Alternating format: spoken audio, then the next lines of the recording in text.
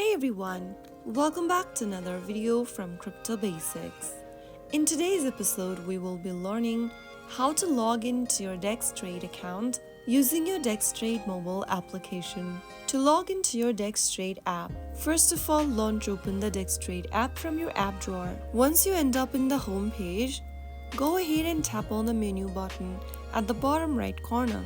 You will then be able to see two different options at the top: login and sign up. If you don't have an account yet, you will need to sign up for one. Tap the sign up button and follow through the registration process.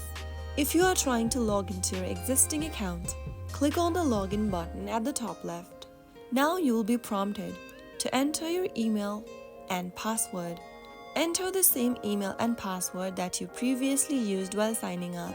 After entering the credentials, click the login button, and within a few seconds, you will be logged into your account. You'll be redirected to the main homepage where you can start trading and managing your account. I hope the tutorial was helpful to you. If it was, go ahead and give us a thumbs up.